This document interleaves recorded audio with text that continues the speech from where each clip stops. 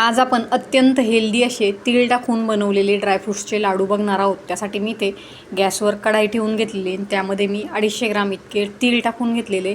तीळ टाकण्याचं एक कारण म्हणजे तिळामध्ये भरपूर प्रमाणात कॅल्शियम असतं आणि आजकाल बऱ्याच लोकांना गुडघेदुखी त्याचबरोबर सांधेदुखीचा त्रास होतो। तर तुम्ही ह्या लाडूचं सेवन जर केलं तर नक्कीच तुमचा त्रास दूर होण्यासाठी तुम्हाला मदत होईल।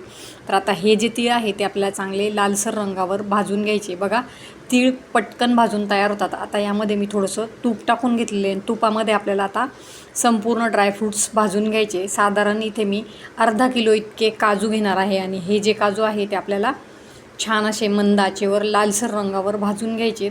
खूप हेल्दी असे हे लाडू आहे कारण यामध्ये आपण भरपूर असे ड्रायफ्रूट्स देखील वापरलेले आहे, जे ड्रायफ्रूट्स आपल्या हेल्थसाठी खूप फायदेशीर ठरतात। यामध्ये मी बदाम, मखाना यासारखे ड्रायफ्रूट्स वापरलेले आहे, जे आपली शुगर लेवल कंट्रोल ठेवतात, त्याचबरोबर आपलं वेट बॅलन्स ठेवण्यासही मदत करतात। याशिवाय तुमच्या स्किनच्या हेल्थसाठी, हार्टच्या हेल्थसाठी हे ड्रायफ्रूट्स खूप महत्त्वाचे ठरतात। आता इकडे बघा आपले जे काजू आहेत ते चांगले लालसर रंगावर तळून तयार झालेले। आता याच तुपामध्ये मी भरपूर असे अक्रोड घेतलेले। अक्रोड हे आपल्या ब्रेनच्या हेल्थसाठी खूप फायदेशीर ठरतात।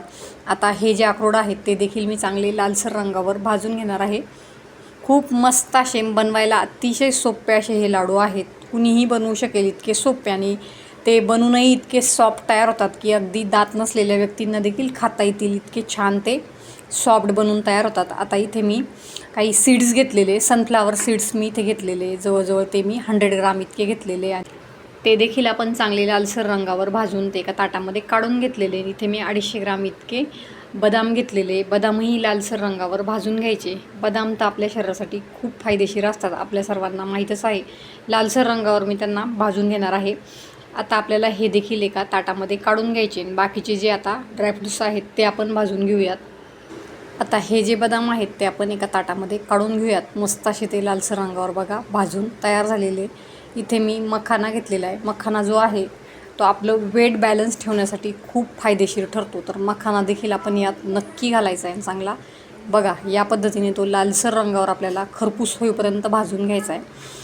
आता याच कढाईमध्ये मी थोडंसं तूप टाकून घेणार आहे आणि या तुपावर आपल्याला डिंक भाजून घ्यायचा आहे। डिंक चांगला आतपर्यंत आपल्याला तळू द्यायचा आहे, म्हणजे तो कच्चा राहत नाही, नाहीतर मग तो दाताखाली आला तर चिकट लागतो, म्हणून तो चांगला फुलू द्यायचा आहे। बघा किती छान असा इथे डिंक फुलून तयार झालेला आहे। आता हा जो डिंक आहे तो अजून 1 मिनिटासाठी मी चांगला लालसर होऊ देणार आहे आणि मग तो आपण एका ताटामध्ये काढून घ्यायचा आहे। डिंकही आपल्या शरीरासाठी अत्यंत फायदेशीर असतो। आता बघा डिंकही भाजून तयार झालेला आहे। आता यामध्ये मी काही किशमिश टाकून घेतलेले, ते देखील आपल्याला लालसर रंगावर भाजून घ्यायचे। ड्रायफ्रूट्स जे आहे ते तुम्ही तुमच्या आवडीनुसार टाकू शकतात, फक्त आपल्याला प्रमाण कसं घ्यायचं की टोटल तुमचे जेवढे ड्रायफ्रूट्स होतील त्याच्या निम्मा आपल्याला गूळ घ्यायचा आहे, हे प्रमाण आपल्याला फक्त लक्षात ठेवायचं आहे, म्हणजे तुमचे लाडू परफेक्ट बनलेच म्हणून समजा। आता इथे मी खसखस टाकून घेणार आहे। खसखसने आपले लाडू जे आहेत ते दिसायला खूप छान दिसतात आणि चवीलाही ते मस्त लागतात। आता खसखस मी कढाईमध्ये टाकून घेतलेली, 2 मिनिटामध्येच खसखस भाजून तयार होते कारण कढाई गरम आहे। आता ही खसखस देखील आपल्याला या संपूर्ण ड्रायफ्रूट्सवर काढून घ्यायची।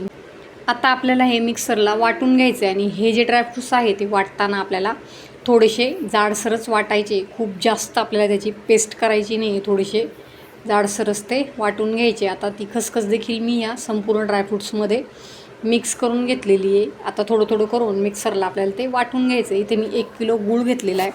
हा जो गूळ आहे तो आपल्याला बारीक चिरून घ्यायचा आहे, म्हणजे तो पटकन वितळतो किंवा मग मिक्स होतो। तुम्ही 2 प्रकारे हे लाडू बनवू शकतात। एक तर तुम्ही हा गूळ डायरेक्ट आपण ज्यावेळी ड्रायफ्रूट्स बारीक करतो त्यावेळेस टाकू शकतात, किंवा मग तुम्ही मी दाखवते त्याप्रमाणे वितळून देखील घेऊ शकतात।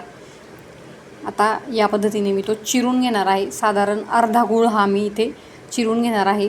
गूळ चिरताना खाली एखादं कापड घ्यावं, म्हणजे वेस्टेज वाचतं। बघा या पद्धतीने मी हे ड्रायफ्रूट्स वाटून घेतलेले। आता आपण गुळाचा पाक करायला घेऊयात। पाक म्हणजे अगदी पाक आपल्याला करायचा नाही आहे गुळाचा, फक्त गूळ आपल्याला त्याचं पाणी होईपर्यंत गरम करून घ्यायचं आहे। आता हा जो गूळ आहे तर त्याचं आपल्याला पाणी होऊ द्यायचं आहे। पाणी झालं की लगेचच आपल्याला ते खाली उतरून घ्यायचं आहे। हे बघा तुम्ही यात थोडंसं तूप देखील टाकू शकतात, परंतु तशी काही तुपाची आपल्याला गरज लागत नाही, कारण ऑलरेडी आपण भरपूर सारं तूप वापरलेलं आहे ड्रायफ्रूट्स तळून घेताना। आता बघा हा जो गूळ आहे तो मेल्ट होण्यास सुरुवात झालेली आहे। चिरून घेतल्यामुळे गूळ जो आहे तो वितळण्यास कमी वेळ लागतो आणि आपला गॅस देखील वाचतो. बघा बऱ्यापैकी आता हा गूळ वितळण्यास सुरुवात झालेली आहे. संपूर्ण गूळ मी इथे वितळून घेतलेला आहे आणि हे जे आपलं ड्रायफ्रूटचं मिश्रण आहे त्यामध्ये आपल्याला ते थोडं थोडं करून ओतायचं आहे. चमच्याच्या साहाय्याने आपल्याला हे मिक्स करायचं आहे. बिलकुल आपल्याला याला हात लावायचा नाही आहे, कारण मिश्रण खूप गरम असतं, हाताला चटका लागू शकतो. चमच्याच्या साहाय्याने मी हे मिक्स करून घेणार आहे आणि उरलेला जो आपण गुळाचं जे पाणी केलेलं आहे ते देखील मी यात टाकून घेणार आहे आणि आता ते व्यवस्थित चमच्याने मिक्स करायचं आहे. थोडंसं थंड झाल्यानंतरच याचे आपण लाडू वळून घ्यायचे. गरम याला आपण हात लावायला जायचं नाही आहे, नाहीतर तुम्हाला चटका बसू शकतो. आता बघा हे छान असं मी चमच्याच्या साहाय्याने मिक्स करून लाडू वळून घेण्यास सुरुवात केलेली. बघा किती मस्त असे गोलगरगरीत आपले हे लाडू वळून तयार होतात. आता याच पद्धतीने मी संपूर्ण लाडू बनवून घेणार आहे. या पद्धतीने तुम्ही हातावर रोल करून ते बनवून घेऊ शकतात. बघा किती छान असे सॉफ्ट लाडू आपले बनवून तयार झालेले आहेत. खायला अतिशय पौष्टिक असे हे लाडू आहेत, कारण यात आपण खूप सारे ड्रायफ्रूट्स आणि तीळ देखील वापरलेले आहे. त्यामुळे तुमच्या शरीरासाठी भरपूर फायदे देणारे पौष्टिक लाडू बनवून तयार झालेले आहेत. रेसिपी आवडली तर चॅनल नक्की सबस्क्राईब